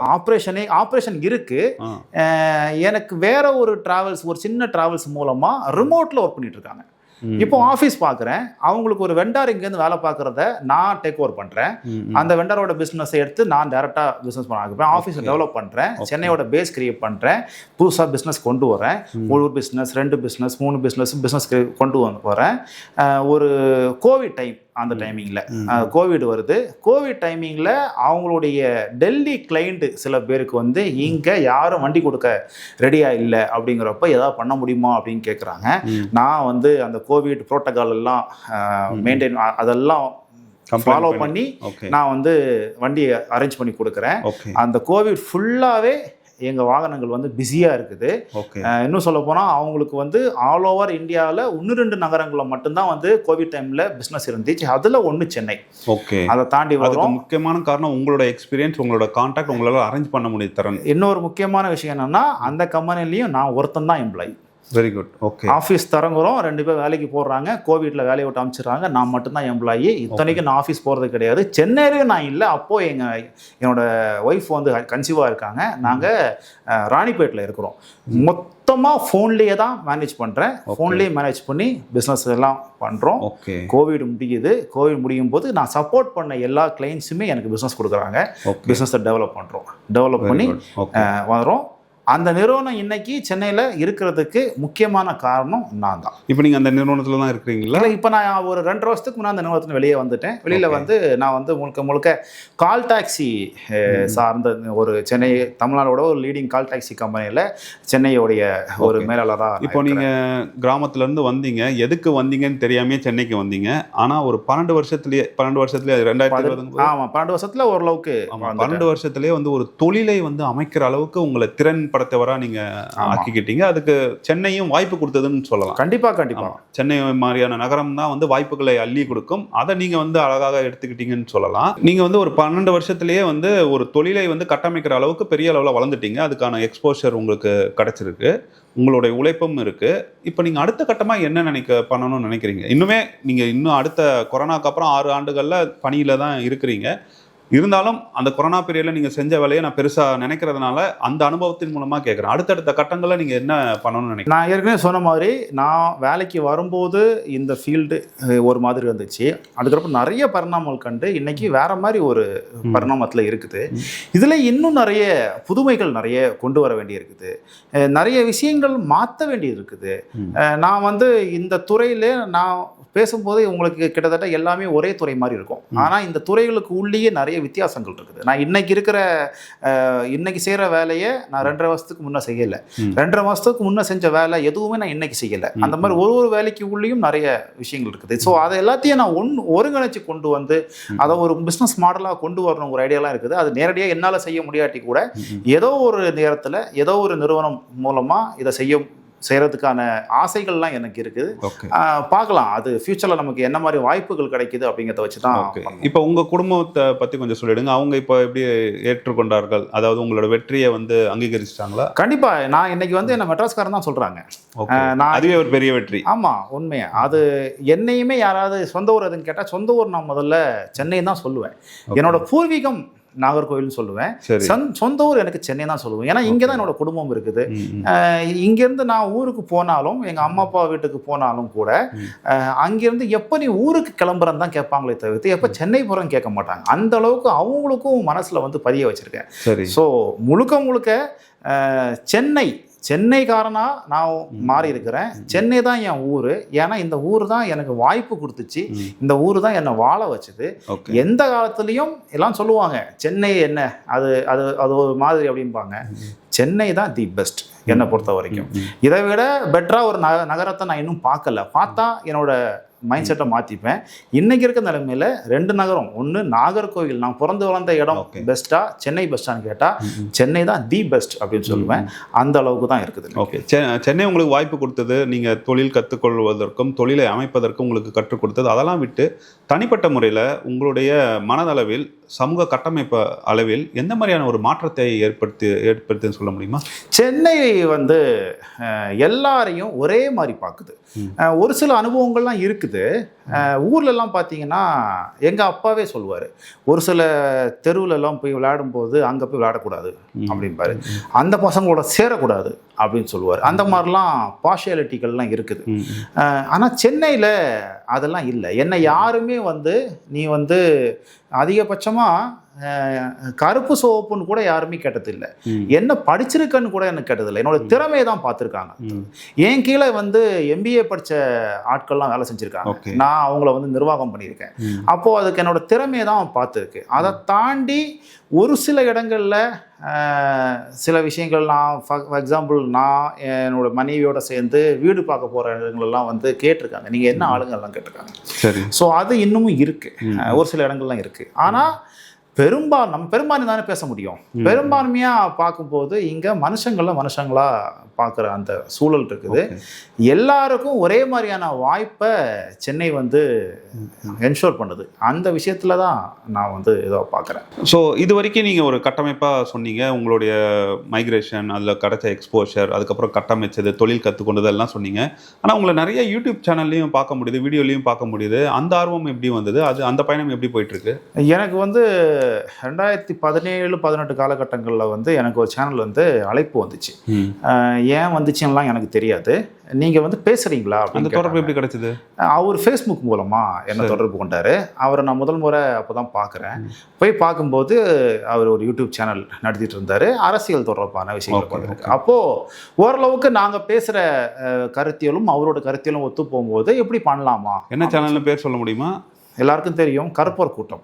கருப்போர் கூட்டத்தோடைய ஒன் ஆஃப் தி ஆங்கராக நிறைய வீடியோக்கள் பண்ணியிருக்கிறேன். தொடர்ச்சியாக நான் வந்து அதிகமான வீடியோக்கள் என்னோட வீடியோக்கள் இருக்கும். அதில் பேச ஆரம்பித்தோம். அதில் இருக்கும்போது எனக்கு ஒரு ஆர்வம், ஓகே இதை வந்து நம்மளும் செய்யலாமே அப்படின்னு சொல்லி ஆர்வம். அப்புறம் நானுமே ஒரு சேனல் ஆரம்பித்து நான் சொன்னேன் இல்லையா, என்னோட துறையில் நான் வந்து பெரிய ஒரு வெற்றி கண்டதுக்கான முக்கியமான காரணம் ஒரு வேலையை தொடர்ந்து செஞ்சிட்டு இருந்தேன். அதை தொடர்ந்து பண்ணிட்டு இருந்தது ஒரு வெற்றி. ஆனால் யூடியூப்பில் நான் அதை செய்ய தவறிட்டேன். ஏன்னா இதை ஒரு செகண்டரியாக தானே பார்த்தோம். அப்படிங்கிறதுனால ஏதாவது தடங்கல்கள் வரும்போது நம்ம வந்து இதை வந்து ட்ராப் பண்ணிட்டு நம்ம வேலையை பார்ப்போம் அப்படின்னு விட்டுருவோம். அதனால எனக்கு நிறைய அப்ஸ் அண்ட் டவுன்ஸ் யூடியூப்பில் இருந்துக்கிட்டே இருக்குது. அதை தாண்டி இப்போ நம்ம இப்படி ஒரு சேனல் நம்ம ரன் பண்ணிகிட்ருக்குறோம், நல்லபடியாக போயிட்டுருக்குது. இதை வந்து ஒரு மிகப்பெரிய லெவலில் எடுத்துகிட்டு போகிறதுக்கான ஒரு ஆசைகள் ஆர்வமும் இருக்குது. ஸோ இதுவரை உங்களுடைய அனுபவத்தை சொன்னீங்க. உங்களை பதிவு பண்ண நாங்கள் விரும்பினதுக்கு காரணமே உங்களுடைய அந்த மைக்ரேஷன் தான். அது ரொம்ப ரொம்ப முக்கியம். பலரும் வந்து தவற விடுகின்ற இடம் அதுதான். ஏன்னா எக்ஸ்போஷர் இருந்தால் தான் வந்து நமக்கு அனுபவங்களை வந்து பெற்றுத்தரும். அனுபவங்கள் தான் நீங்கள் பெரிய கட்டமைப்புகளை உருவாக்க உதவும். ஒரே இடத்துல இருந்தால் தேங்கிடுவீங்க. ஸோ அந்த வகையில் உங்களோட பயணம் வந்து மிக அருமையாக எங்களுக்கு விளக்கமாக சொன்னீங்க. நேயர்களுக்கு இது வந்து பெரிய அளவில் பயனுள்ளதாக இருக்கும்னு நினைக்கிறேன். நம்ம இன்னொரு வீடியோவில் கண்டிப்பாக நிச்சயம் சந்திப்போம். நன்றி உங்கள் நேரத்துக்கு.